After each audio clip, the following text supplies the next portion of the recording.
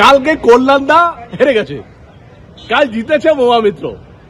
আপনারা জানেন যে কুণাল দা এখন সিনেমায় নামছেন, কেন সিনেমায় নামলে আত্মা তৃপ্তি পায়।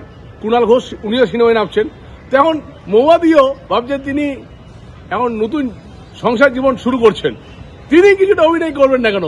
কালকে গোটা ভারতবর্ষ দেখেছে যে মহুয়া মিত্র অল দ্য বেস্ট। কালকে কিন্তু কল্যাণদা আউট। প্রধানমন্ত্রীজির সঙ্গে এমপির বিল্ডিং উদ্ঘাটনে ছিলেন, যেহেতু কল্যাণের যে ছবিটা দেখতে পাওয়া যাচ্ছিল, সেহেতু মহুয়া মিত্রকে ওই ছবিটা যাতে ক্রস করে মহুয়া মিত্রকে আরো বেশি দেখা যায়, তার জন্য তিনি কালকে অ্যাক্টিংয়ে ফার্স্ট হয়েছেন। আমরা প্রাইজের জন্য বন্দোবস্ত করবো। আরামবাগের আমাদের ছোট বোন, সেও ভালো অভিনয় করছে। রাহুল গান্ধীকে এত গালিগালাজ করতো, সে রাহুল গান্ধীর কাছে এসে তারা আবার একটু প্রচারের আলোয় পাচ্ছেন, ভালো কথা। কালকে শতাব্দী পারেনি, সায়নী ঘোষ পারেনি, কালকে ঝুনমালিয়া পারেনি, কালকে মহুয়া। সৌমিত্র এমনিতেই ওর একটু অ্যাকাউন্টেবিলিটি কম। কংগ্রেস, তৃণমূল, বিজেপি দল বদল করে করে নিজেকে অস্তিত্ব টিকিয়ে রাখে। আর ওর কথার কি জবাব দেব, ওর কথার জবাব দিচ্ছি না। এইসব হাবিজাবি কথা ওরা বলতে থাকুক, মানুষ শেষ কথা বলবে।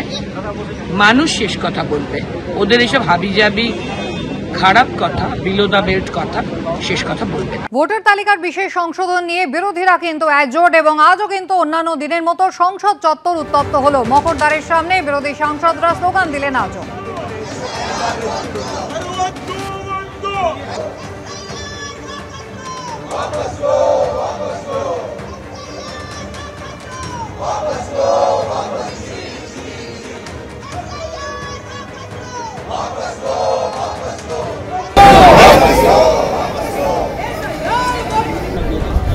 বাংলা ভাষার অসম্মান মানছি না, মানব না।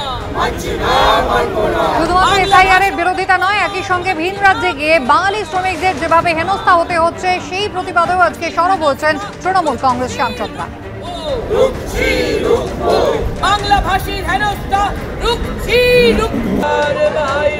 বাংলার ফল পূর্ণ হোক, পূর্ণ হোক, পূর্ণ হোক, হে ভগবান বাংলার মাটি।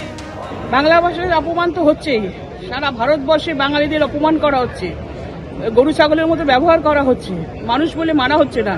তাই আমরা এখানে ধর্ণা দিচ্ছি। বাংলা ভাষার অপমান হচ্ছে, বাংলার মনীষীদের বিকৃত করে বিভিন্ন জায়গায় অনুষ্ঠানে বলে দেওয়া হচ্ছে, এবং সেই অবাঙালি সমস্ত যারা সব মানুষরা বাংলাকে অপমান করছে, এই বাংলা ভাষার জন্য আমরা লড়াইটা করছি, এবং বাংলাকে প্রতিষ্ঠিত করার জন্য আমাদের এই লড়াই চলছে।